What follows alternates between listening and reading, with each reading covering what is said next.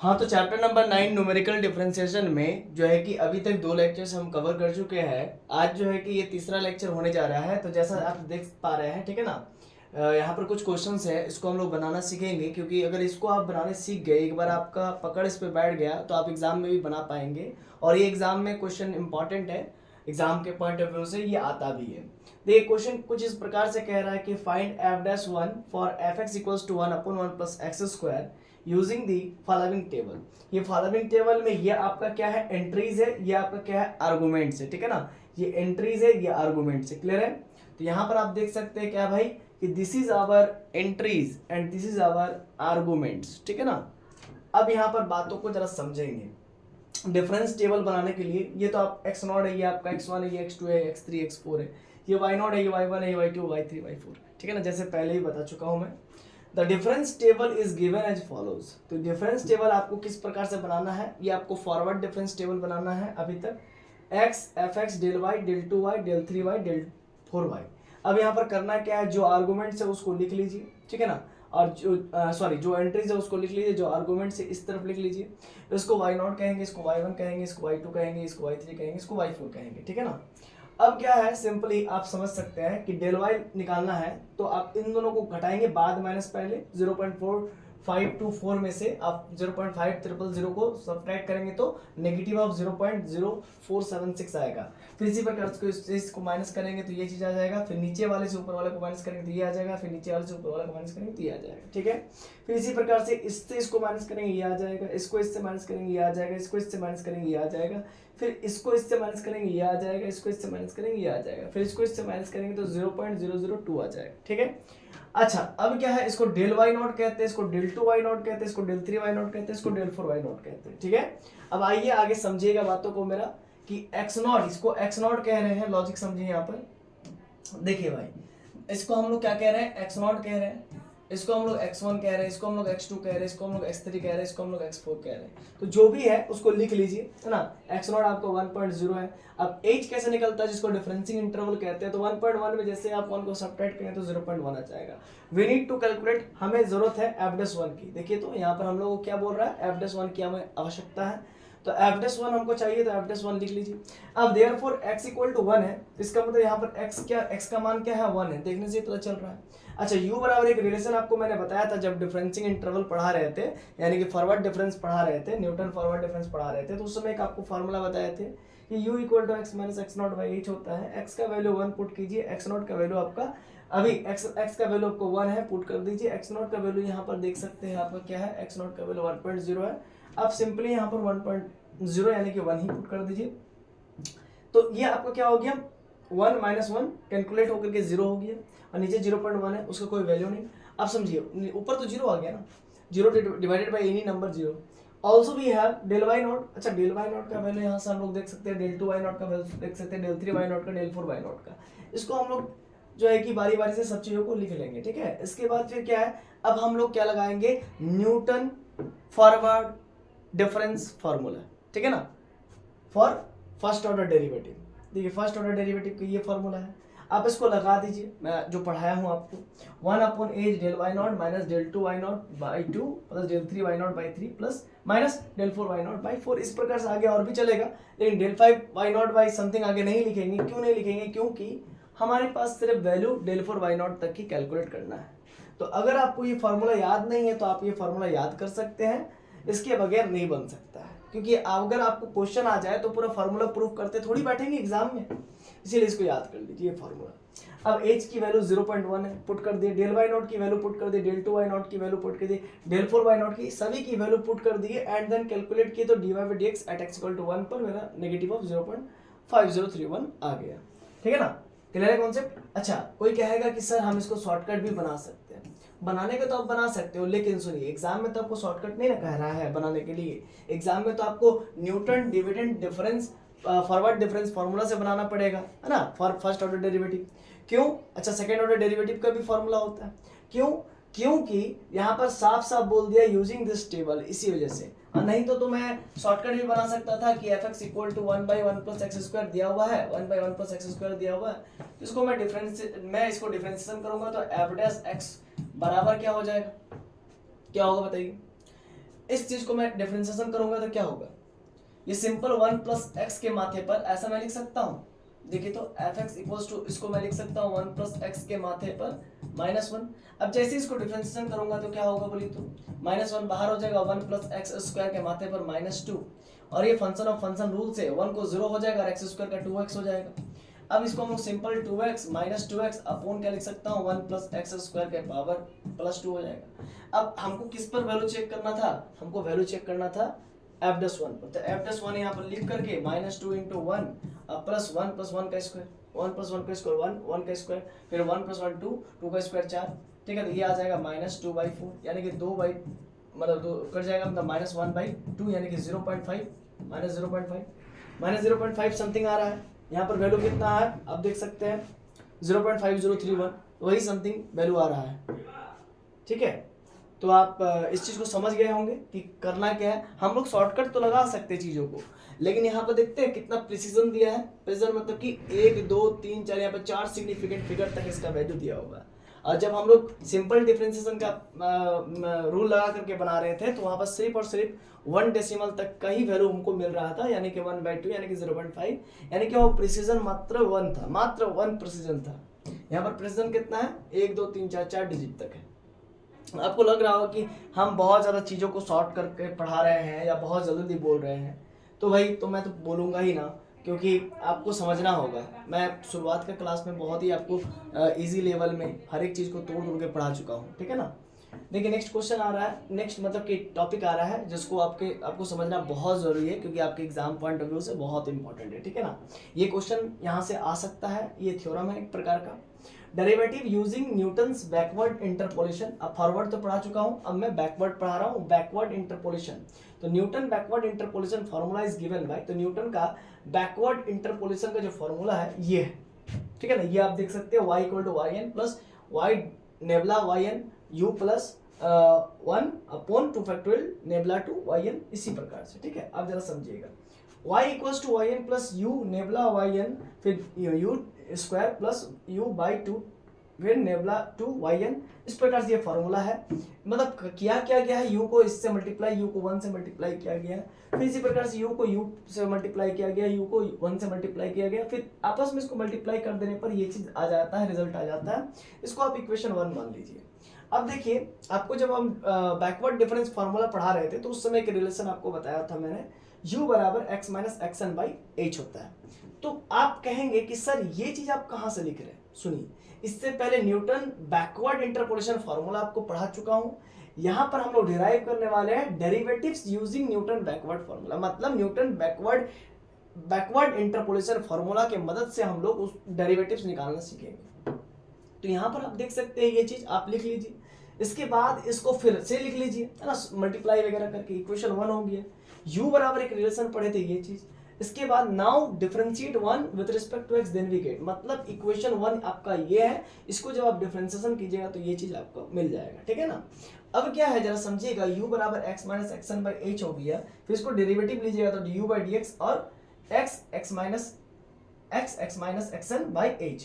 तो जरा बात को समझिएगा, अब यहाँ पर होगा क्या, है ना, जरा बात को समझिएगा। देखिए हमको करना क्या है, du बाई मेरा u बराबर क्या दिया हुआ, x - xn/h है, ये दिया हुआ, क्लियर है। अब यहाँ पर बातों को हम लोग समझेंगे कि हो क्या रहा है। देखिए एक बात आपको बहुत अच्छे से मालूम होगा, यहाँ पर जो du/dx कर रहे हैं, इस बात को मैं समझाना चाह रहा हूँ, ठीक है, इसी बात को मैं समझाना चाह रहा हूँ। तो हो क्या रहा है कि अगर हम यहाँ पर du/dx x के रिस्पेक्ट में डेरिवेटिव करें तो 1/h तो कांस्टेंट है, ठीक है। अब यहाँ पर dx/dx का क्या हो जाएगा, 1 माइनस यहाँ पर 1, है ना, 1, ठीक है ना, 1। तो आप कहेंगे ये 0 हो गया सर, ठीक है ना, आप ऐसा कुछ कहेंगे, लेकिन ऐसा नहीं होता बच्चा, ऐसा नहीं होता है। जरा बात को समझिएगा, यही तो इसमें ट्रिक है। क्या है कि u = x - xn/h है, तो du/dx आप जब कीजिएगा, है ना, x के रिस्पेक्ट में हम लोग कर रहे हैं, चीजों को समझ पा रहे हैं ना, तो x के रिस्पेक्ट में करेंगे तो क्या होगा, बात को समझिएगा, तो 1 होगा ना।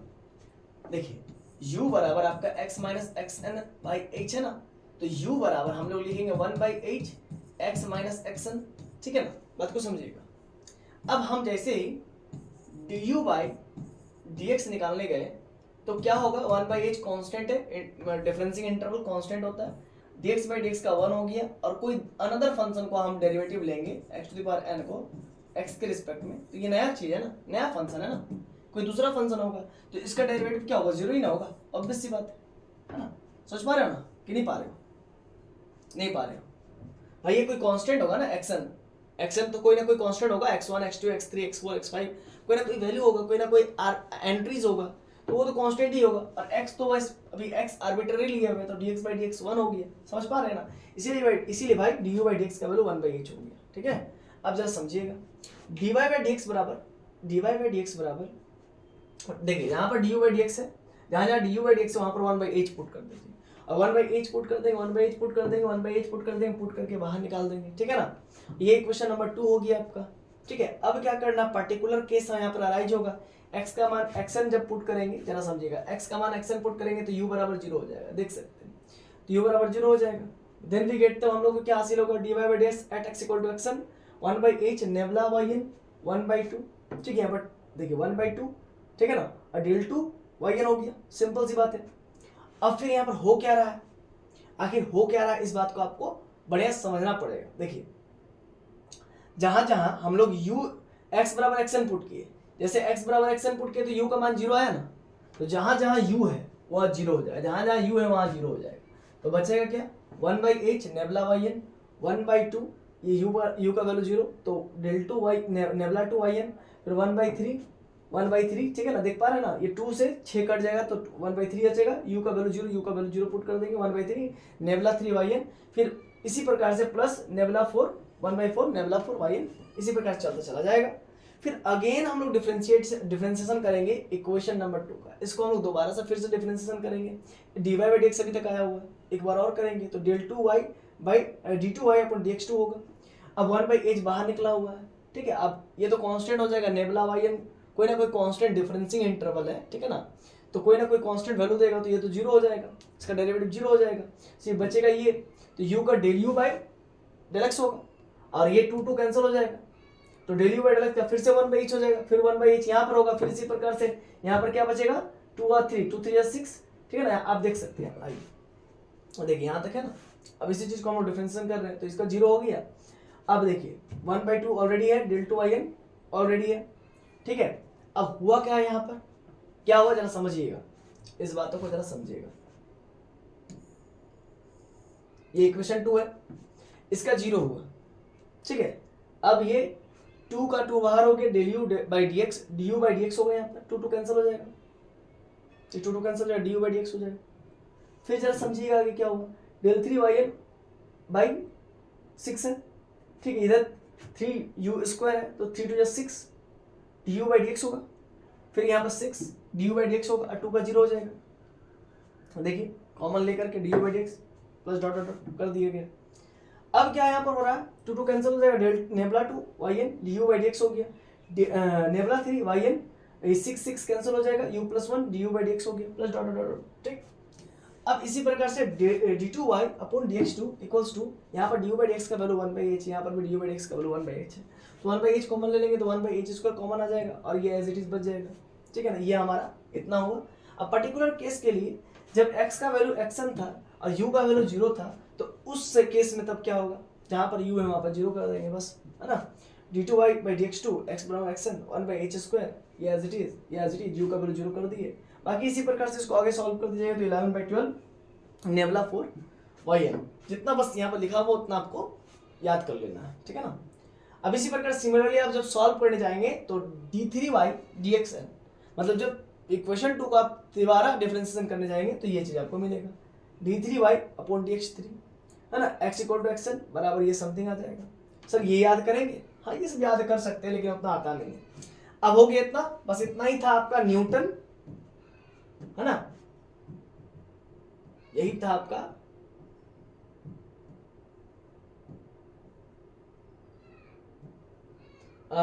Newton's backward interpolation formula for derivatives, ठीक है।